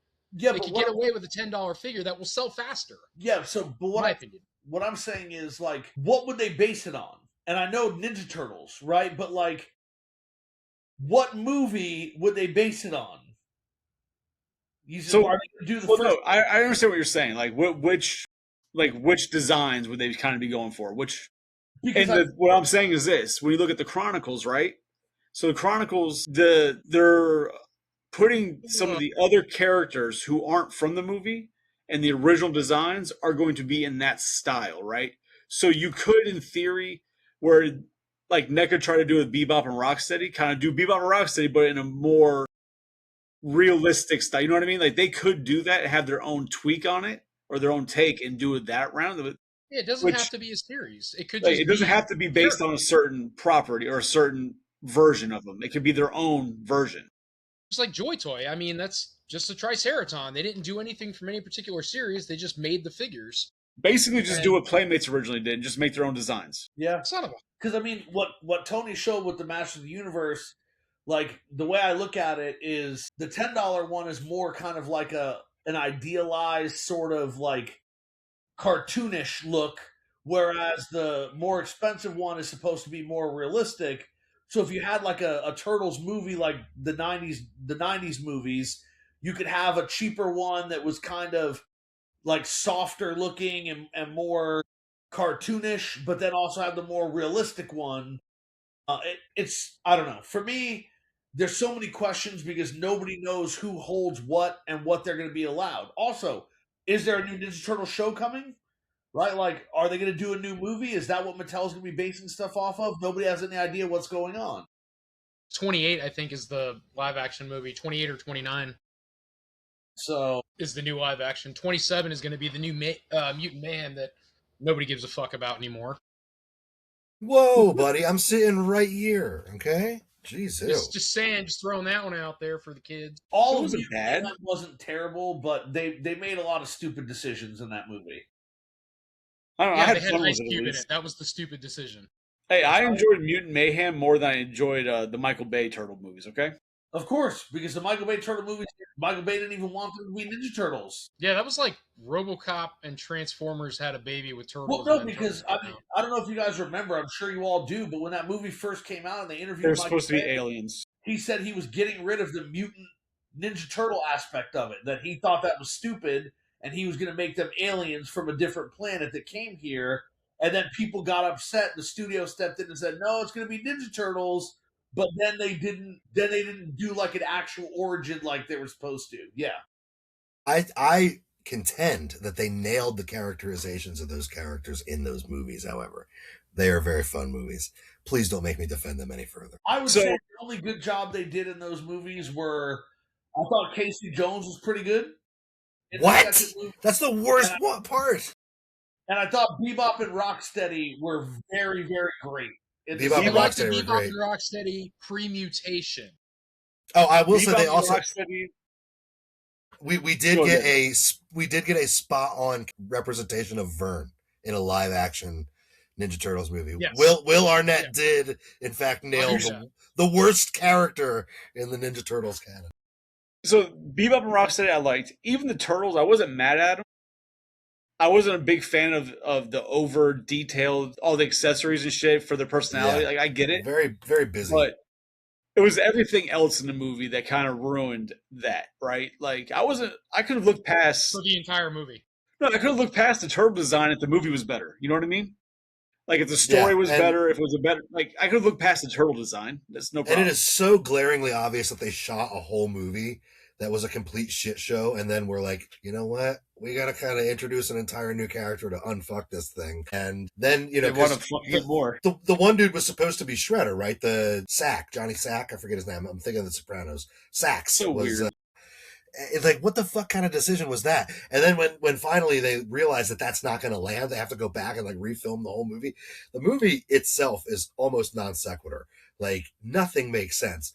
But I did have a fun time watching it, and I think that the Turtles did a good job with the character of the Turtles. But I don't hate them. I do like Mutant Mayhem. Look, it's better than Rise of the TMNT. Okay, can Absolutely. we all agree? Can we all just agree? Can we all hold hands on that at least? I mean, Right? I'll say this: I'll take the Bay Turtle movies over Ninja Turtles 3. I'll take that all day. Oh, that's a tough one, yeah, but Yeah, I no. think you're right. I'll take those over Turtles 3 all day. Wow, you guys are running me I up don't a remember tree having here. any fun with fucking Turtles 3. Like, I've tried one. There's no fun there. I think that the fun in Ninja Turtles 3 is like it's not in the watching of the movie. It's in the like knowing that like my kid has a really dope lunchbox that's like them in their samurai armor and it's a drawing. It's not like a live shot from the movie. Like things from that movie look really cool. So it gave us like an aesthetic look for the movie Turtles with the samurai armor and everything. And of course, Paige Turco with the short hair. Love it. But yeah, absolute garbage movie. You're right about that. And to bring back Elias Koteas and then have him fucking babysit in a bar. Come on, have him crack one skull. I want to see him crack one skull. Yeah. What says you, many Tony? things wrong with that movie. The longer I talk about it, the more okay, I admit it's a bad movie. Hold on, man. No. Hold on. He puts on fucking shorts. He's the only one that puts on shorts. The rest of the samurais show up in like a jockstrap overall outfit. And then the one, he's got nothing on but Mikey's shorts. Nobody explains how that took place. He's the only guy. And then they're like, yeah, there has to be like He's temporal very conservative. displacement. Like we've got to be like the same weight as the person that we're displacing. And it's like, you have a fucking shell that probably weighs like 85 pounds. What are you talking about? Well, yeah, but they had armor that probably weighed a ton too. Right? Yeah. So Hey, now I they weigh just even happened to more find this than the other time two. travel, and then April comes in. I just happened to find this time traveling egg timer at the store that I found this cool lampshade in. It's like, come on. I know that we're children here, but Jesus Christ. A lot of Ninja Turtles movies make very stupid decisions. Like in Mutant Mayhem, having the character Superfly instead of just making it Baxter Stockman. It would have been so much easier to just make the character Baxter Stockman. It would have fit with the lore. Everything would have been fine. But they're like, no, we don't want to do that. We're going to Same with do that. Same with Professor Perry and fucking Secret of the Ooze. Like, why wasn't he just Baxter Stockman? Why is the scientist guy not just Baxter goddamn Stockman? Sorry, I should have asked before we started. Am I allowed to swear on this stream? Fuck yeah. Okay. Apparently, I've never watched our older episodes. All right. I just like, I don't understand that movie is like when you saw Bebop, you saw Rocksteady, you saw all the mutants in Mutant Mayhem. It was like you watched kids on screen. Nobody was like oversized, overpowered. They were just all like the same damn size. So it was all like a bunch of little kids that like got mutated or something, and all of a sudden they're all, fighting and this like it's like Bebop and Rocksteady are also 13 years old. Yeah. Fight. It was like Lord of the Flies, but fucking turtles. Yeah. Like, I just didn't understand it, dude. And I can't get past it, man. The whole animation, the whole Superfly I like thing. the animation. I got nothing against Ice Cube. He just doesn't belong in a Turtles movie. I loved the Not in a animation. kid's movie. I think you're lying, but the whole deal with like, shit, I just lost my train of thought. Forget about me. It happens a lot. yeah. Well, so what was in that electrolyte water? Well, now that we mention it, There's drinks and toys for a reason there. it was the other one that was empty. This was Taste Like Chicken vodka. That's literally what it's called. Tastes like chicken vodka. It's gone now. But there used to be some bottles that. Oh, did it taste like chicken? Weird. It was weird. It tastes like the chicken in a biscuit kind of cracker. No, I'm just kidding. It tasted like plain vodka. But That's fucking weird. I had the joy of seeing Mutant Mayhem with my 4-year-old on the drive-in screen, and like being able to like see it through his eyes and not really giving a shit about like is that Ice Cube or whatever. And I think it was a really fun movie. But I agree with you that they, like in an attempt to make the Turtles more teenagery, they almost made them like 12. Yeah. Yeah, they're like preteens.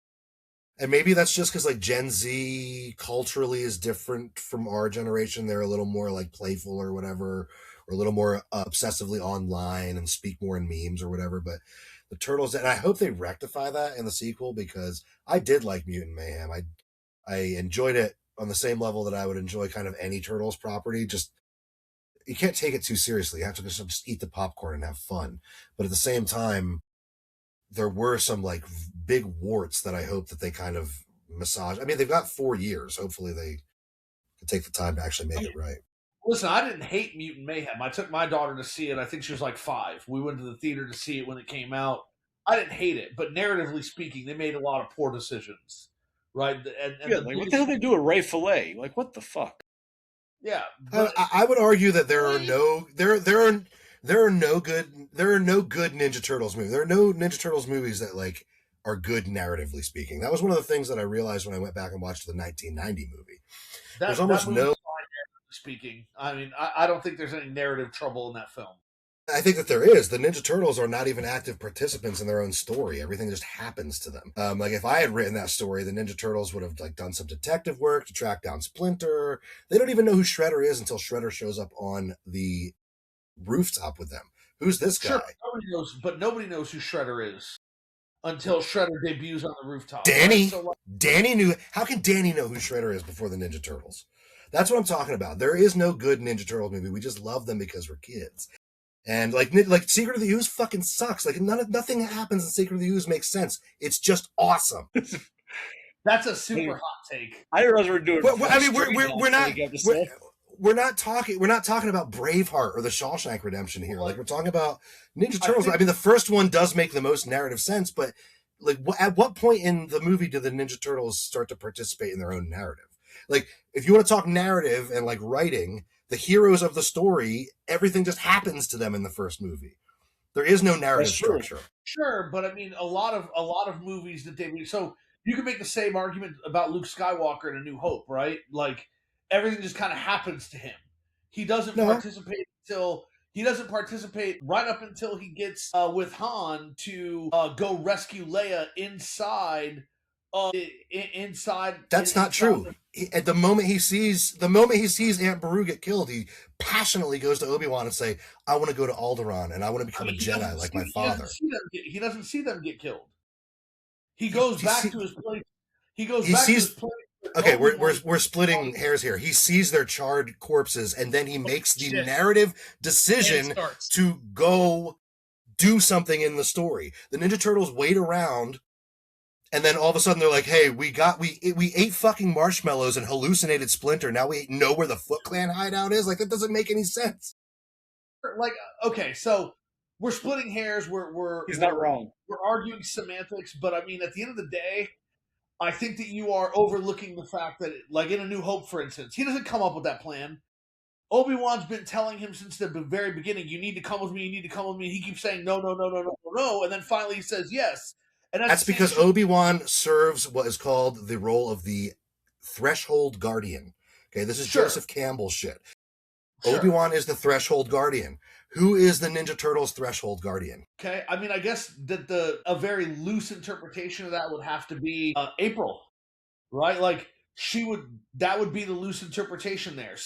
They save April, right? They accompany her back to the house. They go to seek advice from her when Splinter gets kidnapped, right? So all those things kind of narratively line up with what Obi-Wan does with Luke to a certain extent in an independent film that had a small budget.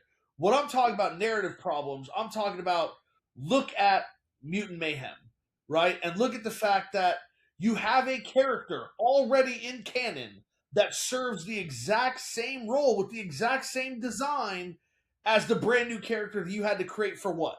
Right? So you say, "Oh, Baxter Stockman was in an explosion and he died, and now here's his character, Superfly." Could have been like, "Hey, Baxter Stockman was in an explosion, the mutagen hit him, he turned into Baxter Fly." Right? Like, narratively, there were tons of problems in Mutant Mayhem. I don't know that you can say narratively there were tons of problems in the 1990 Ninja Turtles movie. Were there some shortcomings for an independent film? Absolutely. Overall, the narrative makes sense, in my opinion. Right? So we can be picky and we can point out different things. I just don't see it.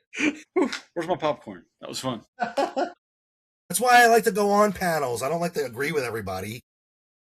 Oh yeah, no, it's boring. We Everybody have agrees. no problem with it. You have no idea how much I loved all of this right now. This is my whole fucking night. It's great. But I do. I always accept this with a grain of salt and popcorn because it is popcorn, and I just want You're to gonna have have to fun. accept it with a grain of Psycho. I think so, but I tend to, and not just with Ninja Turtles, but I tend to go into all media with a very forgiving mindset. Like, I just want to see what the director made. I just want to experience the movie. And honestly, at the end of the day, if the movie sucks, it's like, whatever. But with Ninja Turtles, I think that sometimes the creators, like, they see it and it's so wild. Like, Ninja Turtles is so wild. We take it for granted because we've had it our whole lives, but it is such a wild concept. I think sometimes writers get just kind of like go off the deep end. We can take and do whatever idea we want with this, and it'll just work because it's the Turtles. You know what I mean? True. I agree with I that. I definitely like your philosophy of going in to enjoy the film, and I try to do that, right? And there are some films that I am more successful, and some that I am less, right? So with Mutant Mayhem, I went in, like I said, I didn't hate it. That was the one thing that bothered me. But so, for instance, I talk about, we mentioned on the podcast the 2016 Ghostbusters Answer the Call, right? Like, for me, there's that suspension of disbelief, okay? Like, you go in any film with suspension of disbelief, especially a film dealing with ghosts that come back that haunt people and attack people, blah, blah, blah. My issue with that film is you can't have your cake and eat it too, in the sense you can't say, oh, this has nothing to do with it, it's all new, everything is completely different, but then expect me to believe, even when I'm willing to suspend that belief, that you come up with the same logo, you come up with the same names for everything, you came and like, I think that movies hit plateaus where they decide, okay, well, now we're going to take your generosity to be willing to accept things, and we're just going to make you accept a whole bunch of shit that doesn't make any sense, right? And I think that there's a fine line that some movies aren't able to recognize, and that's my example of a movie that just gets so much of it wrong. It's like, okay, we're completely different, but the logo's the same. We call the car the Ecto One. We call the tools the Proton Pack and the Ghost Trap. It's like, okay, well, not there's coincidence, and then there's like, what the hell is this? And you can't have it both ways. And like when you put the property in the hands of a hack like Kevin Feige or Seth Rogen, who I don't know how you guys feel about Seth Rogen, but I think he's a fucking hack. And I know that he wasn't the director of the movie, but he produced it and sort of had creative control over it. When you put somebody in the driver's seat who doesn't appreciate or understand or is kind of a hack, and they let them run wild, then they will lose the plot. Just so we don't get hate for no reason. I believe you meant Paul Feig and not Kevin, because Kevin's in charge of the Kevin Feige. Yeah, no, Paul Feig. Yeah, I'm sorry. I apologize. Yes, I did not mean to direct the hate to that guy. He's made some good movies. But yeah, Paul Feig, just what a fucking hack. And like, that's a great example. That's a great example to bring up as a counterpoint to me, because that movie is so unbelievably like unwatchable trash. And I mean, yeah, the movie's not. It's Not not a Fast and bad movie. Furious. It's just a bad Ghostbusters movie, right? And again, it's, you can have everything there for you, and if you don't know how to put it together, that's when you're going to have problems. And I think that a lot of Ninja Turtle movies had that issue, right? We'll go back to Turtles 3. I think they wanted to do a Turtles in Time movie. They didn't know how to do it, and they're like, okay, let's just do this, right? But they wanted to go cheap.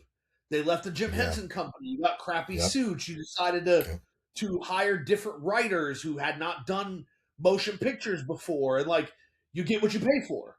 The 2007 CGI movie I thought was relatively good, but it had some absolute problems, right? Like, huge pacing and story issues. Yes, and you didn't explain as much as you should have this background with the Winters character and all this other stuff. Like, the explanations came at the very end so quickly that it kind of didn't feel natural anymore.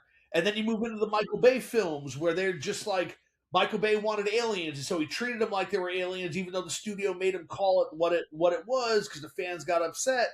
It's like, if you don't have a clear vision and you don't follow what you should follow, things are going to go bad. 2007 movie is a perfect example, because I actually love that movie. There are parts of that movie that I love, but it is so poorly paced and so clunky and hard. It's like hard to watch that I never want to put it on. I never want to put it on. I wish there was a cut of it that was like 55 minutes or something, or even just like you said, like cut differently. Like, so so much of it like gets dropped on you at the end for a movie that has like a 10-minute long exposition at the beginning where they explain everything. You're right. It's like so much comes in at the end, and it totally has failed in execution because it's a great story, great representation of the turtles. It's got Karai in it. It's an interesting take. It's sort of like a Dark Knight Returns thing where the turtles have been out of business for a couple years, and then Leo returns, and there's this awkward energy. Could have been, could have been great. It's supposed to be a sequel to the original trilogy. Yeah, and I look at it as such, and like I said, like I would watch it more, except that it's just like a clunky ass watch. It's very weirdly based. Agreed. But then like with part 3, there's a part of me with part 3 that's just like I'm just happy to have rubber suit turtles on the screen. You know what I mean? One last time. Like at least we got one last one in. Maybe it sucked a little bit, but at least we got one last one in. You know what I mean? And there's a part of me that's just like so forgiving of media that I understand all the points that you make about it, but also it's like my ugly little child. I love him so much. No one will love him as much as I do. But it's like the Ninja Turtles become like a free ticket to like make bad creative decisions. It happens all the time. That's true. That's true. I think part of it is because it's easy. No, you were going to say exactly what I was going to say. I was going to say it's just such an easy thing to fuck with. Yeah. And when you at the end of the day, you can do whatever you want to do, and nobody's going to question it because it's Turtles. It can be whatever it wants to be. Right. When some of your most popular characters are like dudes that are literally just like made of muck. You're throwing spaghetti at the wall and like seeing what kids like, and we're now 40-year-old men like, and it's easy to go off the rails because you never know what's going to stick.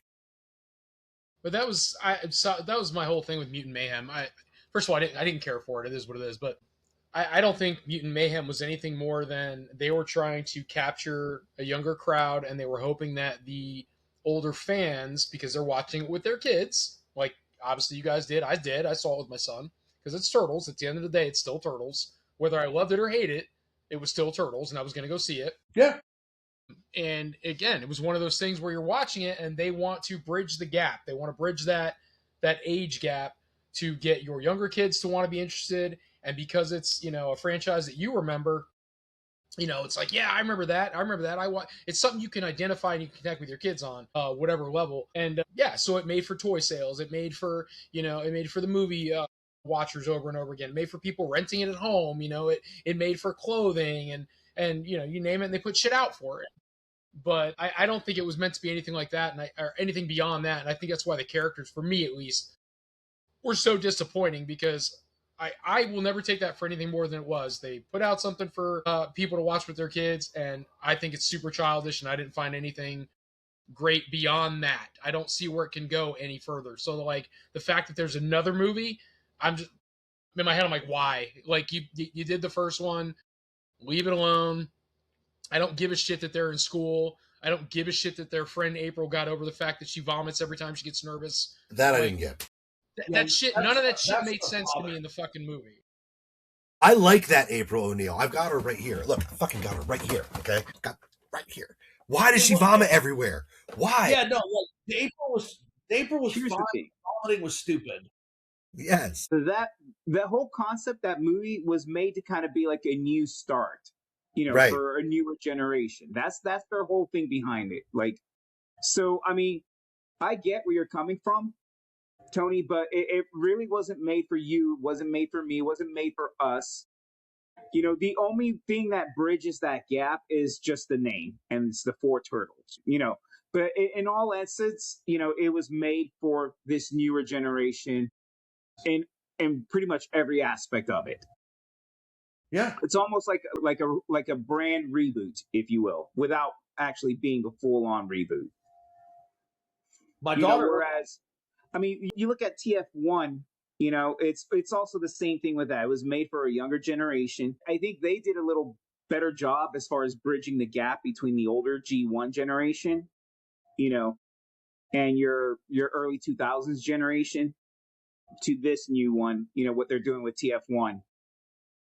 It's kind of that similar concept. It's just, I think they did a better job at doing that, bridging that gap versus what Turtles did. Well, I think there's also, when you're talking Transformers, man, especially Transformers 1, you're talking about iconic characters that have been in a bunch of successful adaptations of Transformers, right? So very few adaptations of Transformers have been unsuccessful. I wouldn't say that. I wouldn't say that. Successful. Listen, if we're comparing, Tons. Turtles are my thing, and if we're comparing the two, I think there's been more failures in the I say failures loosely in the Turtle world than in the Transformers world. And I don't get Mutant Mayhem. I still don't get it. And again, I don't know how the hell there's going to be a second movie. You know, what's it going to be? You know, now we're in college. You know, I don't know. The whole thing just completely floors me. I don't understand the need for that whole side of the story. So I mean, I prefer the 2007 more than fucking Mutant Mayhem by far. I don't give a shit about the story.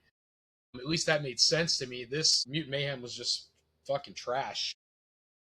I mean, I'm not willing to say it's trash, but I agree with what Johnny is saying because I think it spoke to its audience. My daughter loved it, and she still likes it, and she'll watch it on her own. And I'm not. Damien liked it, but Damien would eat paste if I left it in front of him at that age. We got the Battle Arena guys, okay? It was all worth it because we got the Battle Arena guys, all right? Don't tell me you're too much of a real collector to not have the Battle Arena. But you're right. I apologize for my ignorance. No, I mean it's that, but isn't that one of the great things about this franchise is that it has lasted for so long and been through so many iterations that there really is something for everybody in it. I mean that the Mutant Mayhem did appeal to younger kids. It helped bring.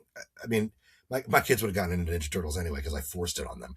But yes, like it a good father should. Of course, dude. I'm not joking when I say I think Ninja Turtles is legit one of the best children's properties of all time. I will fucking go on an hour-long rant about that. I don't even. I banned Curious George in my house. Okay, we don't let the kids watch Curious George because it fills them up with terrible ideas. Okay, but I will let the children. That is a topic for Jesus Christ. Weird shit, dude.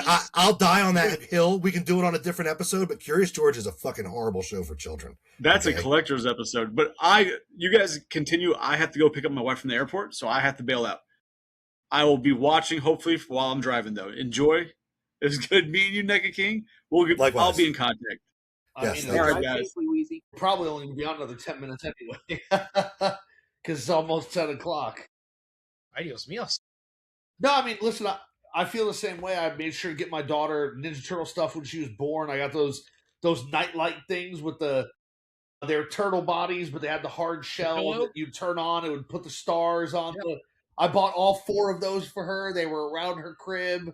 Like, it's been Ninja Turtle. I bought the reissue Turtle Van and everything else, the reissue Turtle Blimp, because I didn't want her touching my stuff.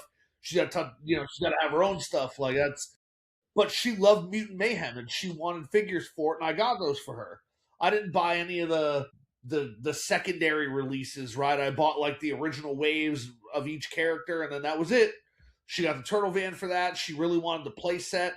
I found the play set for, like, super cheap on clearance at a Walmart, and I picked it up and got it for her. So, I mean, the media has to speak to the person who wants it. And for whatever reason, because I wasn't a huge fan of the movie, but I can watch it. I don't despise it the way Tony does. I think that if it spoke to the kids and that's what keeps Turtles alive for them, at least it's being kept alive. But I mean, I do prefer it. Tony's like, I'd rather watch a 2007 movie. Absolutely. I love a 2007 movie. I'll watch it. But, my daughter and I are not the same. And so for the kids, I think Mutant Mayhem speaks to them in a way that the other stuff doesn't. I just showed my daughter recently the original Ninja Turtle movie because growing up, I only let her watch Ninja Turtle 2 because the first one is quite a bit darker, right? So it's like when she was younger and everything was Ninja Turtles, I'm like, okay, Ninja Turtles 2, you can watch that. And she just watched it over and over and over. And the first time I showed her the first Ninja Turtles movie, she was like, wow, this is different. And I'm like, it is different. She was like, Dad, this is full of all these narrative holes that I can't explain. No, it was more like, did Casey Jones just kill Shredder? No, he's fine. You saw him in the second movie. That is so wild, dude. Casey Jones just straight up murders Shredder. Like, holy oops. I'd still like that toy. Just throwing it out there. I still want the garbage truck. No, but it was hilarious. My daughter's all like, did he just Kill Shredder? It's okay, honey. They're going to feed him to worms, and he's going to come back as a new Shredder. I love the fact that and I know we only have a couple more minutes, and we'll call it for sure because otherwise we'll start losing people. But I still love the fact that when you watch the first movie, it is very much the cartoon, very much the comic book. Yes. And I love that they ended it that way. And you watch the movie, it's like they ended it just like the comic book. It's just like Shredder's dead, and that's it. That's the end of it. And that is still one of my favorite things that Damien and I will sit there and watch. We'll go straight to YouTube, and we'll go straight to the battle between Shredder and the Turtles. And we'll sit there and just watch that over and over and over again because it's just such a good scene.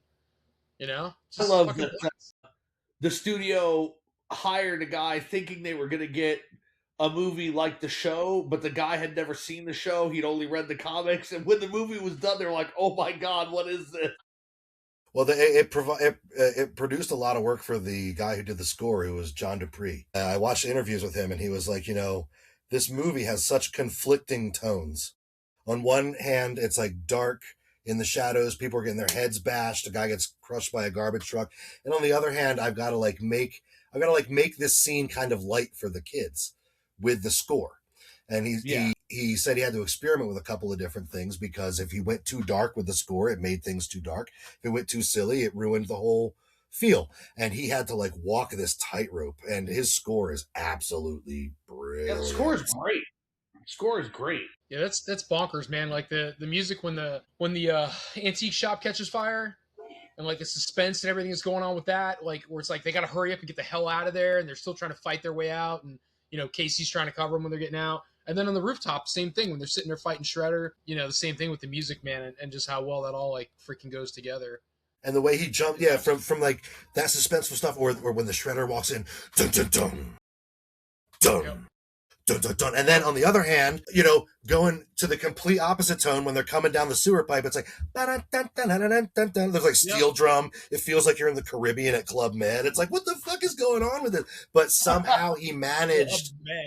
Seriously, there's steel drum in there. It sounds like you're having a fucking rum and coke on the beach or something. And it's like, how did he mix these tones? And the first movie somehow the first movie just somehow mixes these tones perfectly. And it was a true lightning in a bottle moment for cinema.